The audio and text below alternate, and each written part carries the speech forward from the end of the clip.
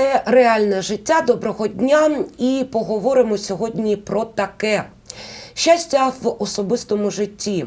Чого в ньому більше? Любові, везіння або точного розрахунку? Шукаємо відповідь разом із професіоналами своєї справи. Це Олена Вигнанюк, вона директорка міжнародного шлюбного агентства під назвою Lifelines, і Наталя Аніськіна, вона психолог. Доброго дня. Добрый день. Отже, как делают выбор мужчины, женщины в 20, 30, 40, 50 лет? На что обращают внимание в первую очередь при выборе партнера, спутника жизни?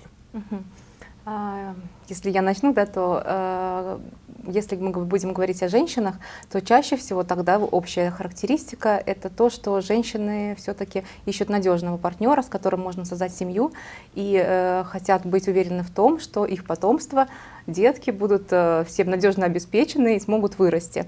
Да, это такая базовая потребность, заложенная в нас природой. В любом возрасте, и в 20, и в 50, если речь идет о женщине. Да, это вот такая, знаете, общая, мне кажется, характеристика, важная для женщин в любом возрасте. Вот. И даже проводились исследования учеными, показывали фотографии девушкам, и какой тип мужчин они выберут. Одного мужчину брали, и больше маскулинности либо феминности добавляли. И интуитивно женщины чувствовали, где больше мужественности, это значит, это гормон тестостерона там больше, и значит, он будет более сильный. И выбирали такого. Вот. А если говорить про возрастные характеристики, то 20 лет девушки, конечно, более эмоциональны, больше все, такой гормональный фон там активный, и эмоциональные решения принимаются. В 30 лет выбор идет более уже сознательный, женщины хотят стабильного, надежного мужчины рядом, вот этому уделяют значение, насколько мужчина готов к семье. В 40 лет уже вот, говорится про такие пары обычно, что муж и жена, как одна сатана, очень большое внимание уделяется похожести в различных сферах, и социальной статус, интеллектуальный уровень. Ну а в 50 там уже такой возрастной период идет, когда у людей много чего есть за плечами, и, наверное, тоже вот, когда они звучат в унисон, чувствуют друг друга хорошо вместе. Наталья, а как мужчины, что они? Ну, если учитывать тоже возрастные периоды мужчин, то 20-летние, конечно, сфокусированы на достижениях, на познании себя. 30-летние больше сфокусированы уже на устоявшейся своей карьеры, то есть они уже пожинают плоды своей карьеры. 40-летние, они имеют уже опыт каких-то точно предыдущих отношений. Если мы видим перед собой 40-летнего мужчину, то он как раз находится в самом ресурсном периоде своем, у него большое количество энергии и большое количество осознанного выбора. То есть он фокусируется больше уже на себе. И такого мужчину отношения привлекают в том плане, когда ему требуется уже большая стабильность, да, ну и с другой стороны, ему в одиночестве тоже хорошо. Вот. 50-летние мужчины... Такой неоднозначный возраст, неоднозначный период жизненный. Конечно, 40-летние. Да. Они уже имеют какие-то предыдущие отношения, возможно, детей, возможно, развод. И, конечно же, если нам попадается в отношения мужчина только после развода, рекомендовано где-то подождать 2 года. Только после этого он перестает от тебя отношений до отношений. Да. Только после этого он перестает тебя сравнивать с предыдущей партнершей и уже забывает предыдущий негативный опыт. Вот. 50-летние, они в основном уже заботятся о комфорте, здоровье, уюте, поддержке, поэтому они тоже, ну вот они именно сфокусированы на отношения. То есть у них в ценностном ряду отношения уже попадают опять наверх. То есть отношения ради отношений, собственно. Не ради самоутверждения и достижения чего-то, а ради отношений как таковых. Да.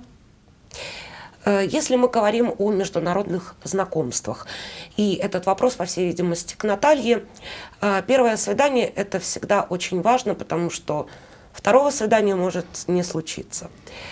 Что необходимо учитывать, какую разницу в менталитете нашем и менталитете представителей других стран, других государств? Какие темы на первом свидании лучше не трогать, не касаться их? И наоборот, какие вопросы задавать для того, чтобы твой собеседник лучше раскрылся? Но в любом случае нужно четко понимать, что перед тобой мужчина, неважно из какой он страны. И поэтому первое свидание, оно в любом случае женщина видит мужчину. После этого, конечно же, очень важно учитывать свою возможную открытость. Вот. Это снижает уровень страха на самом деле. Потому что на первом свидании можно попадать в зону неловкости, и тогда открыться невозможно. Если учитывать конкретный менталитет, конечно же, мы учитываем традиционные взгляды партнера. Не рекомендуется разговаривать на темы богатства и бедности, не рекомендуется расспрашивать очень интенсивно про его финансовые возможности. В основном вот так. Елена, скажите, есть ли общие рекомендации, можно ли их каким-то образом сформулировать для всех, и для женщин, и для мужчин, которые обращаются к вам в агентство международное брачное агентство? Вот можно ли так вот узагальнити? Рекомендация для чего? Чтобы выбрать Да, правильного по партнера? выбору, конечно. Смотрите, мы, в принципе, всегда делаем выбор сразу по нескольким направлениям. Одно направление – это сознательный наш выбор, и бессознательно тоже. Вот то, что бессознательно, мы не сильно можем контролировать, да, это заложено в нашем воспитании, еще какой у нас там папа был или мама, и многими другими вещами обусловлено. А вот сознательный выбор – это, конечно, должны быть у людей в первую очередь одинаковые ценности, похожие. И также рекомендуется все-таки выбирать партнера похожего социального статуса. Все, конечно, любят красивые фильмы, истории про Золушку и принца, однако в реальной жизни это все не так лучезарно выглядит. Может быть, первое время действительно период очарования будет и такого подъема, но потом со временем, когда строятся отношения, это может вызывать сложности определенные.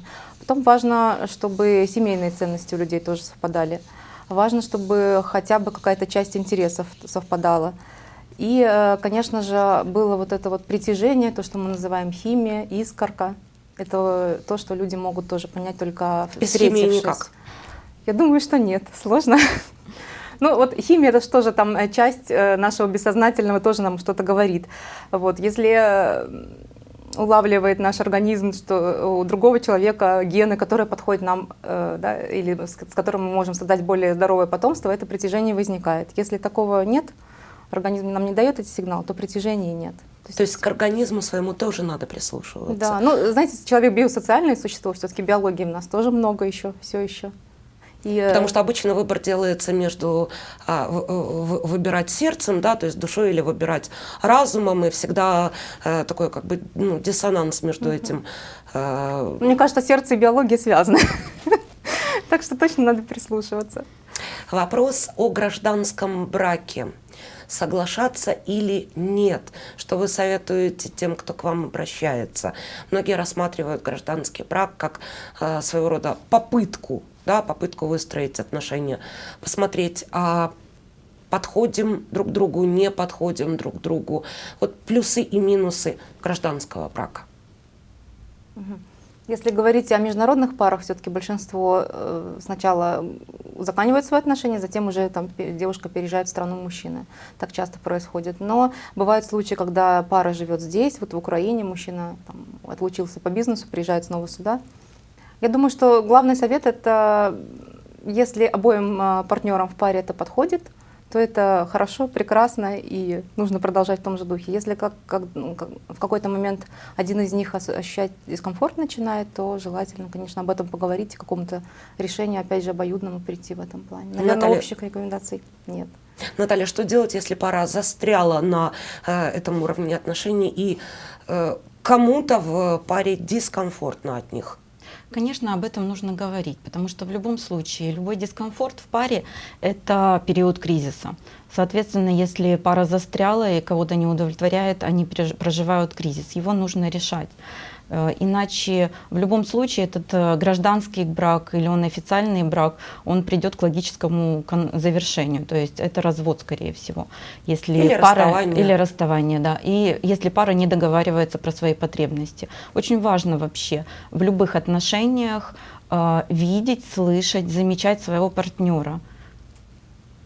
Часто ли тем, кто обращается к вам, нужна, скажем, психологическая помощь? Я имею в виду в хорошем смысле, да, то есть потому что очень многие рассматривают психолог равняется психиатр, все не так, проблемы из детства тянущиеся.